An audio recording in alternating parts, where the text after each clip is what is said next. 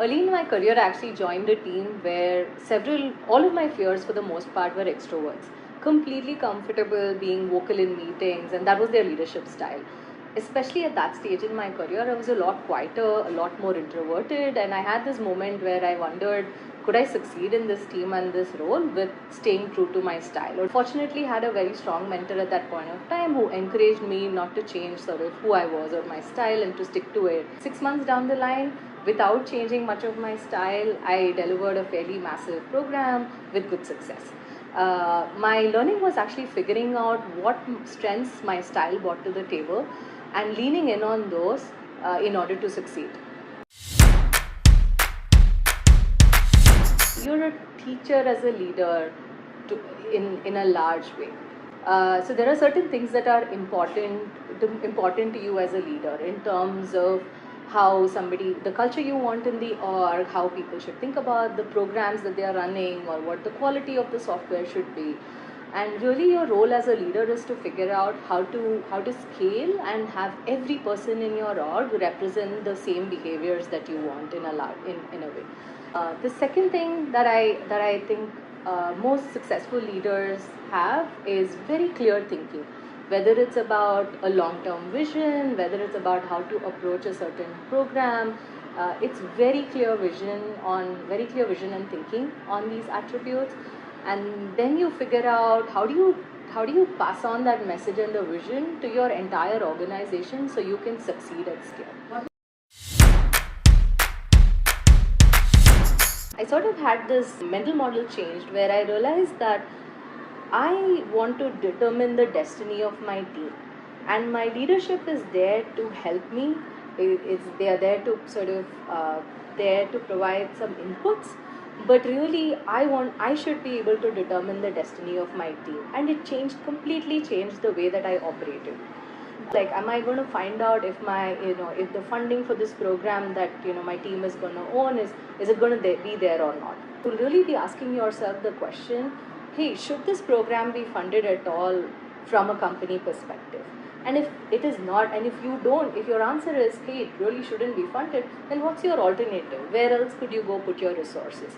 And when you sort of make that mind shift change and you behave like the owner of a small organization, it really changes the impact you can create. It really changes how far ahead you can think for your team and the success you can achieve for them.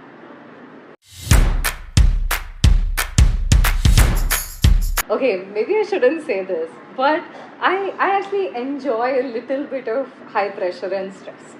I've learned to sort of put work stress in particular in perspective of all the other big things that you can potentially tackle in life. It sort of reminds you that yes, this is, it feels like a big thing, but it's really just something at work that's going on that you can tackle.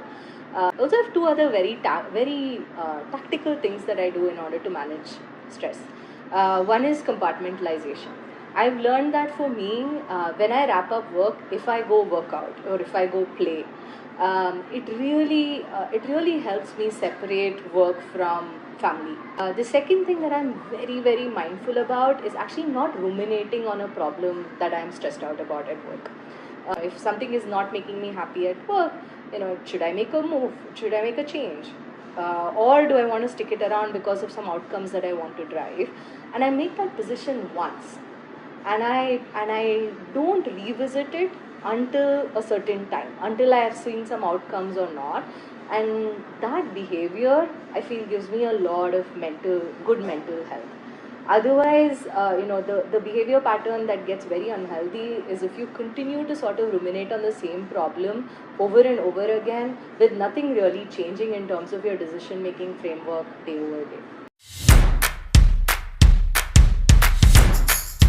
Networking has been responsible for almost all of the changes that I've been able to make in my career. When I felt like I wanted growth, when I felt like I wanted change, it's because I've been able to tap into my network and sort of pick and choose what I wanted to do.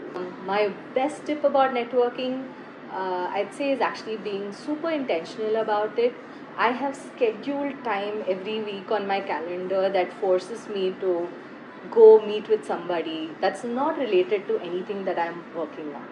And that schedule time makes it structured. It makes me think about who is it that I want to go meet, and I find that that forces the right behavior. I have this framework that I like to think of as thinking about it in isolation versus thinking about it in the context of peers. So let's say you're trying to take on a new role. And if you look at it in isolation, you look at sort of the best possible version of that role. It'll create a bunch of self doubt. You're gonna think, oh hey, like that level of completeness and success, am I really ready for it? Can I go achieve it?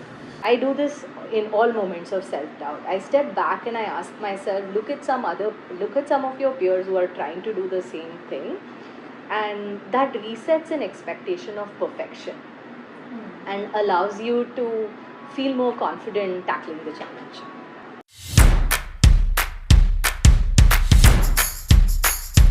I've said this before, but I really, really enjoy mentoring and growing people. The legacy that I hope to leave is a bunch of people that really feel like I've had an impact on their career, that they've seen growth because of me, or the inputs I've given them at pivotal points in their career. That's the legacy I hope to leave.